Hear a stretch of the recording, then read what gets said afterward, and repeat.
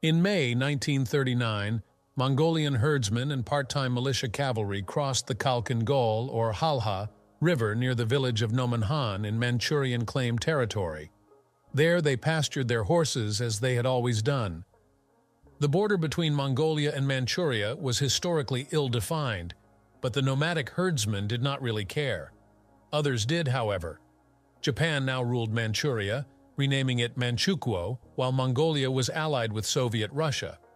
Manchuria, and therefore Japan, claimed that the Halha River marked the border, while the Mongolians and Russians claimed it to be some 30 miles to the east, to include Nomonhan. The Russians called the river, and the battle to come, the Khalkhin-Gol. The age-old traditional grazing of Mongol horses here in 1939 constituted an intolerable border incursion that brought the Soviet Union and Japan to the brink of all-out war. This was the continuation of a long and bitter rivalry between the two nations. Since the first contacts between the two in the fish-rich, frigid waters north of Japan, there had been mutual distrust and animosity. Japan as a budding world power. Early in the 20th century, the two nations had come to blows over Chinese trading rights and fought the brutal Russo-Japanese War that ended in 1905 with the humiliation of Tsarist Russia by land and sea. Suddenly, Japan had become a world power. At the close of 1917, in the midst of the communist revolution that convulsed all of Russia, Japan dispatched over 70,000 troops to Siberia to preserve it from the Bolsheviks. At least that is what they told the rest of the world. They actually had in mind annexing the resource-rich territory to their burgeoning empire. In Siberia, the Japanese found a fluid and confusing political scene dominated by ruthless warlords, monarchists, anarchists, and terrorists, all vying to be the power in the land. Constantly shifting alliances convinced the interlopers of the weakness and hopeless divisions among the Russian people. The Japanese and the Western countries quit Russia by 1922, when it was clear that the communists were victors in the Civil War. No love was lost between Japan and the new Soviet government. In 1931, the Japanese invaded Manchuria and found themselves with a 3,000-mile common, but loosely defined, border with their most implacable foe. In 1936 alone, the Soviets recorded 33 border incidents along their new and uncomfortable frontier. These incidents quickly escalated to include artillery, tanks, and airplanes. In that same year, the Soviets made a mutual assistance pact with Outer Mongolia and moved troops into friendly Mongolian territory. In 1938, the Russians occupied Changkufeng Hill near the mouth of the Amur River at Lake Khasan on the border with Japanese-occupied Korea. The Japanese felt that the Soviets had violated border agreements and, after protesting through diplomatic channels, sent forces to dislodge the aggressors. Japanese battle doctrine dictated a night attack. The unexpected assault in the dark, which culminated in hand-to-hand combat, drove the Russians from the contested hill. For 12 days, the Japanese dug in and withstood fierce artillery and air bombardment, taking severe casualties in the process. The Russians were slow and uncoordinated in their response, but in the end, the superior numbers and firepower of the Soviet forces won possession of the hill. The bitter little conflict at Lake Khasan cost both sides a total of 2,500 casualties. Each took away different lessons. The Russians viewed the battle as a sign of their weakness following Stalin's purges. What was needed was greater defense in depth and a more coordinated response of its forces. The Japanese knew that they could not match the industrial output of the Russians or the other European powers. They had to rely on the strength of their infantry, perhaps the finest in the world. That meant massed night attacks to neutralize the Russian advantages of artillery and armor. By this method, they could engage in hand-to-hand combat with the enemy, defeat him, and claim victory by daybreak as they did at Lake Khasan. The superior warrior's spirit of the ordinary Japanese soldier would sweep the field. Japanese infantry training placed emphasis on this noble doctrine despite the lessons of World War I in the blood-soaked trenches of Europe. Manchurians called on their Japanese masters for help. This fighting doctrine was confirmed by Japanese experience in China, where time after time they would be confronted by vastly superior numbers of Chinese soldiers. The discipline and resolve of the Japanese soldiers brought the empire victory after victory over impossible odds. The incident near the village of Nomonhan would bring a different lesson. When Manchurian border guards spotted the Mongolian cavalry grazing horses on their side of the river, they sent a squad to chase them away. The Mongols fled before them but returned a few days later in greater numbers and more heavily armed.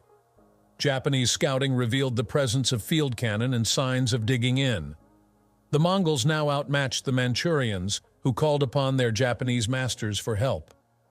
On May 14th, a Japanese patrol of 220 men led by Lieutenant Colonel Azuma Yaozo easily dislodged the Mongols, who fled before them, refusing battle. The Mongolians in their turn called upon their protectors, the Russians. Both sides began bringing up their forces to the new front. Japanese aerial reconnaissance observed the Russians and Mongolians, bringing in artillery and tanks while digging in on the east bank. They would have to be taught a lesson. The Japanese were supremely confident. They had been victorious in battle ever since Commodore Matthew C. Perry and a powerful U.S. fleet had visited Tokyo Bay in 1853, opening Japan to the west and releasing them from their centuries-old self-isolation. The Japanese army brought up its own armored cars, tanks, and airplanes for tactical support. However, most of Japan's military strength was already committed to the ongoing fighting in China. In Tokyo, military and civilian leaders fretted about taking on another enemy, a second front at the same time. The emperor especially was known to oppose a war with Russia. The Japanese army in Manchuria, known as the Kwangtung Army, was a law unto itself, independent of Tokyo military planners. They fostered a hatred of Russia encouraged by their one-time commander, Lieutenant General Hideki Tojo. Tojo had already fought the Russians briefly in the Russo-Japanese War, as did his father, who had been a general in that war. In 1935, Tojo was sent to Manchuria as the head of a secret police unit, which he used to gain control of the Kwangtung Army. In late 1936, he was appointed to head that army, a post he filled for 14 months. When he was recalled to Tokyo to be Vice Minister of Japan's War Department, the Kwangtung officers knew they had a friend at the top who would wink at their aggressive behavior. The Kwangtung believed in aggressive action to handle any border incursion or dispute with their northern neighbors. They were acting on their own and dragging Tokyo, not altogether unwillingly, along with them. An early sign of weakness in the Russian army? The Russians, for their part, had not been sleeping since the revolution. They had reorganized their armies and begun the process of industrialization and mechanization. They built a second rail line on the Trans-Siberian Railroad specifically to ferry troops, weapons, and supplies over the vast Russian heartland to protect their Siberian frontier from Japan. Further, they had recent modern combat experience in Spain where they tested modern battle tactics and equipment. This was in contrast to recent Japanese battle experience against the huge but entirely unmechanized Chinese armies.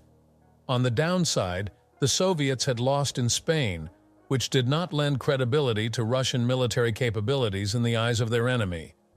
Then, too, Stalin had recently purged his army of officers and units that he did not personally trust. The Japanese and the world saw this as a sign of weakness in the Russian army. Moscow knew that its military was perceived as weakened by recent events. However, Joseph Stalin was not about to give in to the Japanese on a border dispute.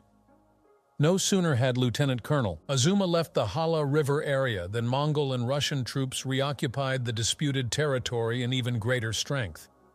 A week after his first victory, Azuma returned to deal with the pesky invaders. The Russians fled before him, just as the Mongols had done before. This time, however, they were drawing him into a trap. Azuma and his men followed the Russians deep into a waterless wasteland.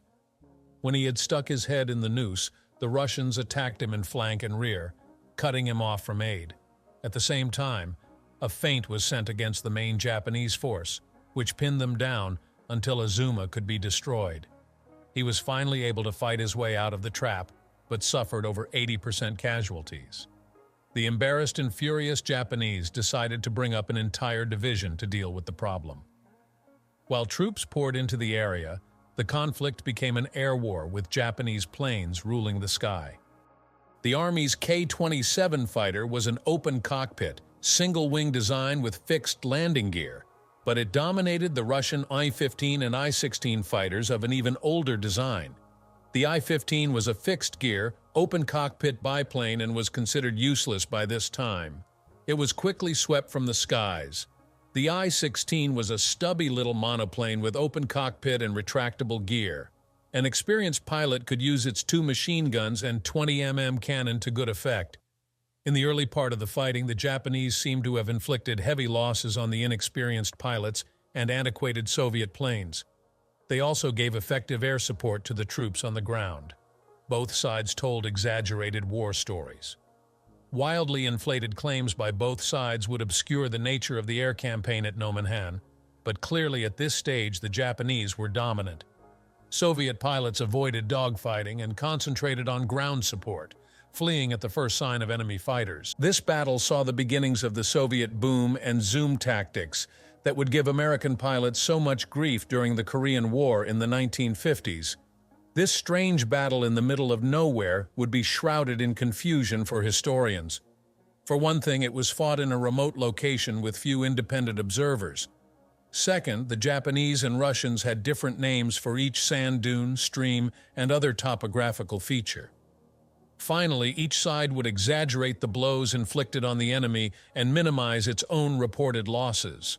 In general, later Marshal Georgy Zhukov's 1969 memoirs, he gloats over losses inflicted on the Japanese, but does not acknowledge any losses of his own.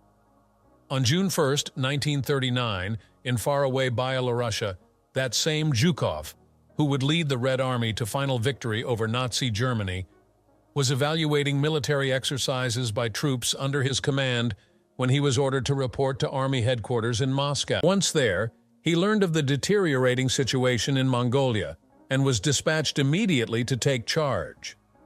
Zhukov arrived in the Mongolian capital on June 5th to find the Russian command in disarray. The senior officers had not visited the front, and there were no telegraph or telephone lines of communication to the area, and none in the works. The enemy controlled the skies and moved about at will. The operational railhead the Russians had to work with was over 400 miles behind the lines, and no provision had been made to supply the troops. The new commanding general rushed to the front to see the situation for himself. What he found was a vast, treeless landscape with undulating sand dunes but no distinguishing features. Some scrub grass grew on the shapeless dunes of the east bank, and there were a few eucalyptus trees south of the Holsted River. The Holsted was a mere stream, and except for rainwater, was the only source of reliable local drinking water. The Holsted flowed into the saline Halha River from the east. The terrain rose more abruptly on the west bank of the Halha, giving the Russians an unobstructed view of enemy activity on the east bank. There would be no place for the Japanese to hide from watchful artillery spotters and snipers. The two intersecting rivers, swollen from seasonal rains, had muddy banks, which would hinder motor transport. Only unimproved dirt roads ambled through the area, and these were frequently and easily covered by sandstorms or mired with mud. The temperature was brutally hot during day and numbingly cold at night. During the long battle, it often rained at night, adding to the misery of the soaking wet, mud-encrusted, mosquito-bitten soldiers of both sides. Only the fact that the rains delivered a little fresh water made them bearable. The most paranoid people on Earth. The contested area contained no strategic importance, no natural resources or tactical advantage for the owner. It consisted of little more than scrub grass for grazing horses and flocks. Yet battles are fought in obscure locations for obscure reasons, and this one was no exception. Zhukov was convinced that Nomonhan was only the beginning of Japanese ambitions. He believed that they had designs on Mongolia and all of Soviet Siberia east of Lake Baikal. The Japanese had already proven that in 1917, and the Soviets at this time were the most paranoid people on Earth. Zhukov reported his assessment to Moscow along with his belief that he would need 3 infantry divisions, a tank brigade, artillery batteries, and airplanes. Stalin agreed, and reinforcements were quickly dispatched for the long journey on the Trans-Siberian Railroad. The planes arrived first, along with veteran pilots of the Spanish Civil War, many of them designated heroes of the Soviet Union. They soon made their presence felt, and on June 22nd got the best of a Japanese bomber strike force. The Russians claimed 64 Japanese planes shot down in dogfights between the 22nd and the 26th, while admitting no losses. The Japanese made equally victorious claims for their pilots. For the month of July, Japanese pilots would claim 134 air victories with the loss of only 14 of their own planes. For the same month, the Russians would claim a 4-to-1 victory ratio. In any event, the addition of battle-hardened Russian pilots ended the Japanese domination of the skies, and dogfighting resumed as the Russians put up a real fight. There were interested bystanders to this remote air war. In China, American observer Claire Chenot, who would soon command the famous Flying Tigers, followed the action in the air with great interest. Determining successful tactics against Japanese fighter planes was job one for the little band of expatriate American flyers. On July 1st, the Japanese launched a night offensive against Russian and Mongolian units on the east and west banks of the Hala River. Backed by 73 tanks, the Japanese soon took some of the high ground on the east bank of the river. At the same time, they threw a pontoon bridge across the river to pursue the Russian reserves and artillery batteries on the west bank. All this was accomplished before morning. With the light, the situation began to change. General Zhukov, fearing that his artillery would be overrun, committed his tanks and armored cars to the attack. They would be unsupported by infantry, because most of the troops requested from Moscow had not yet arrived. Zhukov had commanded a tank regiment early in his career and had a good grasp of the new weapons' capabilities. 186 tanks and 250 armored cars smashed into the Japanese flank. In World War I, the fledgling tank was used in support of infantry. A few tanks were allotted to each unit to lead an assault, clearing the way and using their guns in support of an infantry advance. Zhukov believed that the tank could form the basis of its own assault group, acting independently without being slowed by applauding infantry. A tank brigade might punch huge holes in the enemy lines and wreak havoc in his rear. This had been tried in Spain without success because Russian tanks were of inferior quality and easily knocked out. Still, Zhukov believed in the strategy, and now it was forced upon him. About 186 tanks and 250 armored cars, Zhukov estimated 150 each, slammed into the Japanese flanks and drove them back to the river. The fighting was furious. Japanese infantrymen without tank or artillery support found that they could knock out gasoline-powered tanks and armored cars with Molotov cocktails, mines, and 37 mm field guns. About 120 vehicles were destroyed in this way, but the Japanese soldiers, who had to get up close to deliver an attack, took heavy casualties. It took 3 days to throw the Japanese back across the river. The tank assault was not the blitzkrieg Zhukov had hoped. It rained at night, miring the vehicles in mud and giving the Japanese the coveted darkness to hide behind for their brave personal assaults. The single Japanese pontoon bridge across the Halha, under constant artillery bombardment, could not keep up with the resupply needs of the army, and all the other available bridges had long ago been sent to China. Japanese losses against superior firepower were unsustainable, and they were forced to abandon the west bank of the river. When the Japanese retreated across the Halha, some men panicked and drowned in the rain-swollen river. On the east side, things were no better. Soviet resistance stiffened after the initial Japanese assault. The attacking troops came within range of deadly Russian artillery fire from the west bank. Despite the loss of over half their tanks, the Japanese could not push the Soviets off their defensive position. The Russians clung tenaciously to a semicircular line anchored on a large sand dune in the center. They were dug in along a position that stretched from the Halha River on the left to the Hallstatt on the right. The river's confluence was the rear of the Russian position. It was here that they had constructed their own bridge, and it had to be held at all cost. Superior fighters in close combat, the Japanese spent 2 weeks trying again and again to force the Russians out of their positions on the east bank. By now, superior numbers of Russian reinforcements were making themselves felt. Counterattacks cost the Red Army hundreds of lives, but political officers stiffened their resolve by shooting shirkers. The Japanese were superior hand-to-hand fighters, and the Russians learned to avoid bayonet fighting and the officers' deadly samurai swords whenever possible. On the other hand, the Japanese had no answer to Russian artillery bombardment and had to endure it for days at a time. Failing to dislodge the enemy from the east side of the river, the Japanese hid as best they could behind their sand dunes. They hastily dug into the sandy soil using the wooden slats of ammunition boxes to shore up the walls of their foxholes and trenches.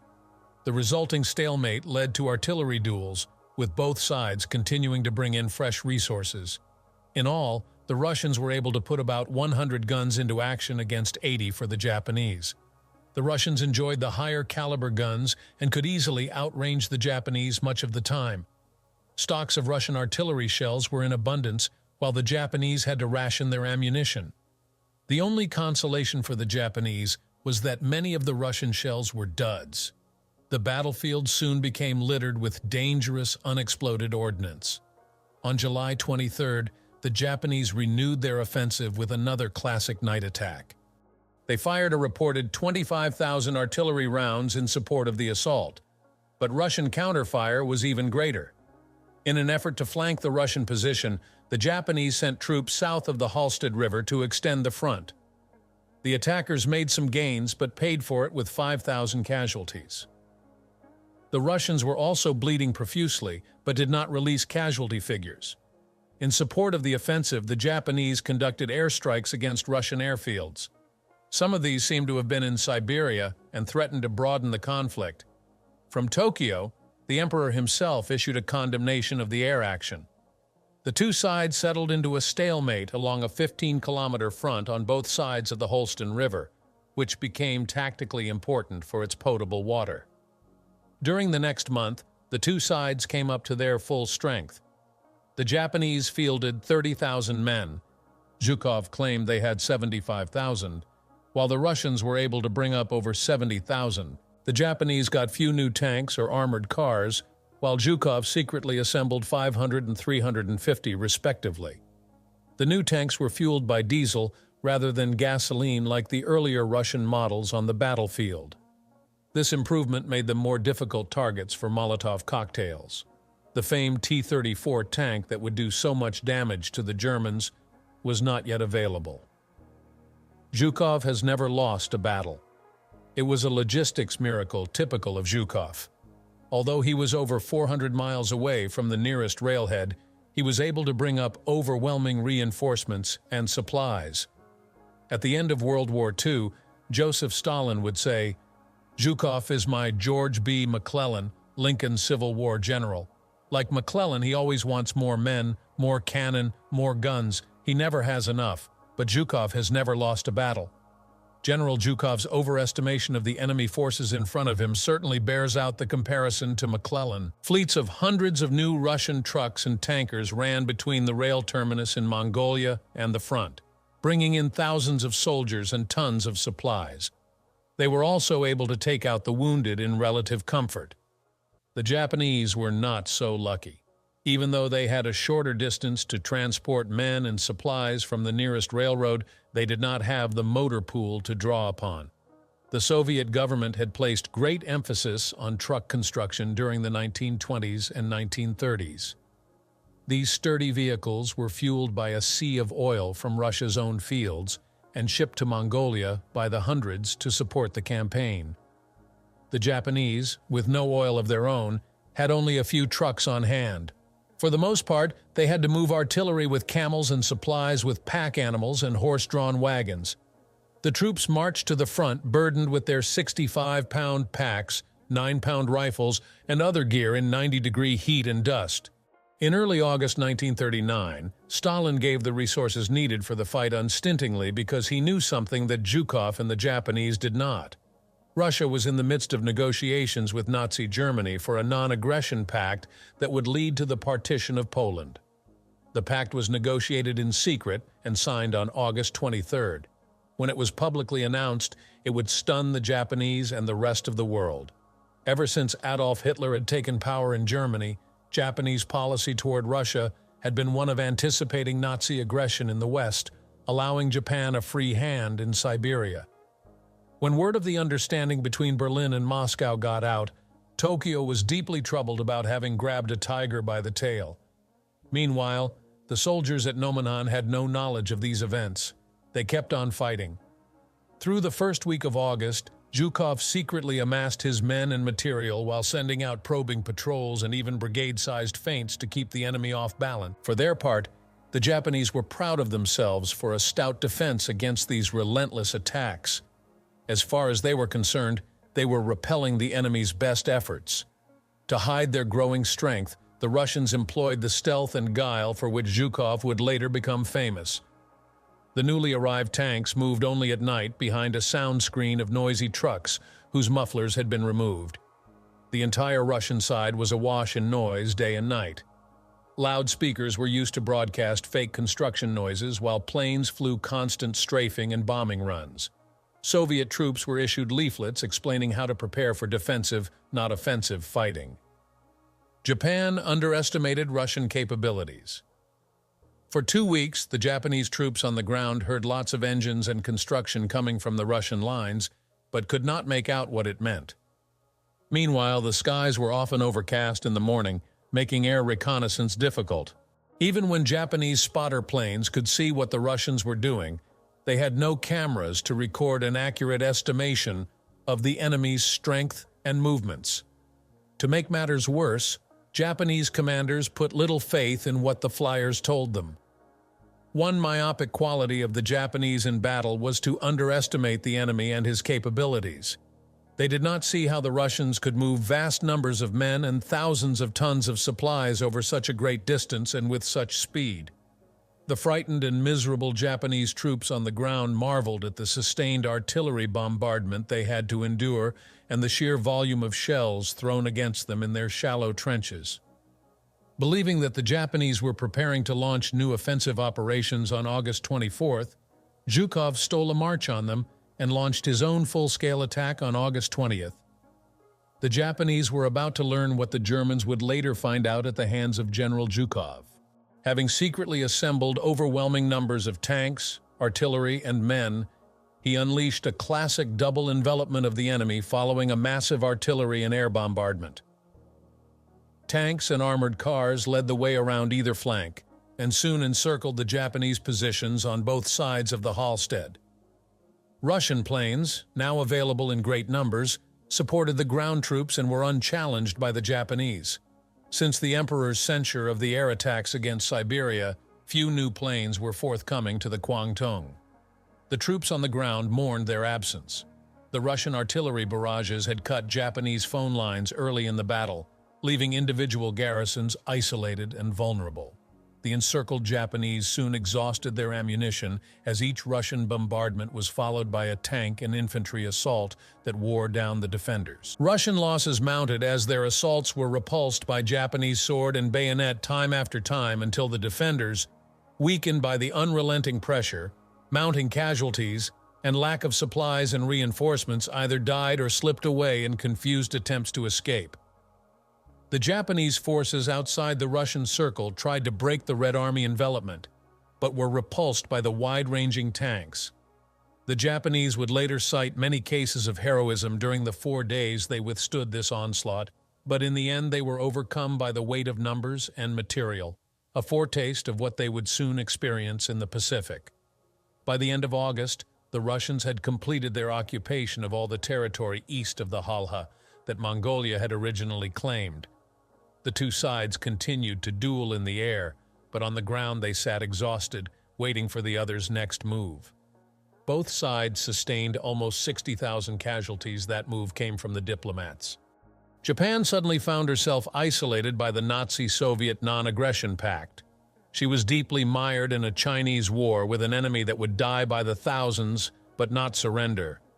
Meanwhile, the United States had threatened to cut off all oil shipments to Japan after the first of the year. Something had to give.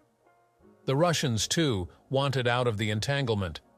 Substantial forces were tied up in Siberia that would be needed for the forthcoming invasion of eastern Poland, the Baltic countries, and Finland.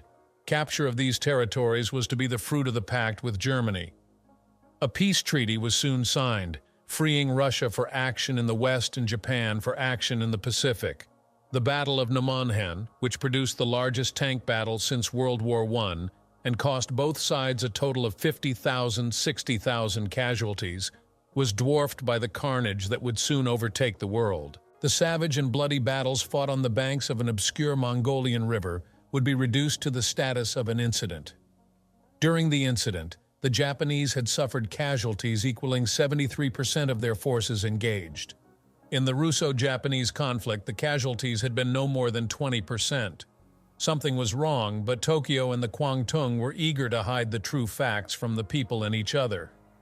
During the brutal years to come, the ordinary Japanese soldier would again and again throw away his life in wasted night attacks against an enemy possessing vastly superior firepower. For the survivors of this obscure little war, the future was not bright. The Soviet Siberian Army would try in vain to stem the German attacks of 1941. Thousands of the veterans of Nomonhan would be killed or captured. Few would survive the war. The Japanese soldiers of the Kwangtung would be sent to face the Americans at Guadalcanal and on other islands and few would survive. In China, Claire Chennault and his Flying Tigers would soon use the lessons of the air war to vex Japanese pilots. General Zhukov, now Stalin's favorite soldier, would use the same tactics of stealth, massed tank attacks, and envelopment that he first employed at Nomonhan against the Germans. The forgotten test of wills in the outback of Asia would be a blueprint for coming conflicts in Europe and the Pacific.